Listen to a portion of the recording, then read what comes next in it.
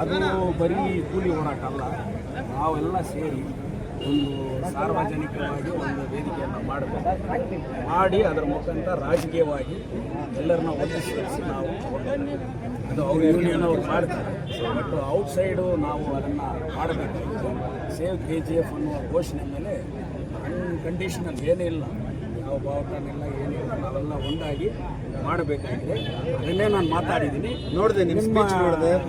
ನಾನು ಎಲ್ಲೋ ಒಂದು ಕಡೆ ಹೇಳಿದೆ, ನಮ್ಮ ಅಡ್ವೊಕೇಟ್ ಸಾಹೇಬ್ರು ಒಂದು ಕಡೆ ಹೇಳಿದ್ದಾರೆ ಅಂತ.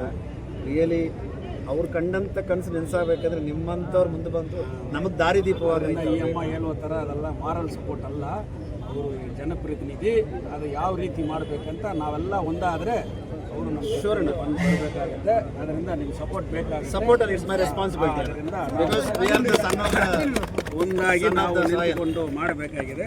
ಆದ್ದರಿಂದ ಎಲ್ಲ ಪೊಲಿಟಿಕಲ್ ಪಾರ್ಟಿಯನ್ನು ನಾವು ಸೇರಿಸಬೇಕು. ನಿಮ್ಗೆ ಆ ಶಕ್ತಿ ಇದೆ, ಯುವಕರು ನಿಮ್ಮ ಮುಂದೆ ಇದ್ದಾರೆ, ಅವ್ರನ್ನೆಲ್ಲ ಒಗ್ಗೂಡಿಸಿ ಬೆಂಬಲ ನಾನ್ ಪರ್ಮನೆಂಟ್ ವರ್ಕರ್ಸ್ಗೆ ನಿರಂತರವಾಗಿ ಅಲ್ಲಿ ಅಪಾಯಿಂಟ್ಮೆಂಟ್ ಮಾಡೋದಕ್ಕೆ ನಾವು ಸ್ಥಳೀಯರಿಗೆ ಕೆಲಸ ಕೊಡಿ, ಸ್ಥಳೀಯರಿಗೆ ಅಪಾಯಿಂಟ್ಮೆಂಟ್ ಕೊಡಿ ಅನ್ನುವ ಘೋಷಣೆಯನ್ನು ನಾವು ಮುಂದೆ ಇಡೋಣ.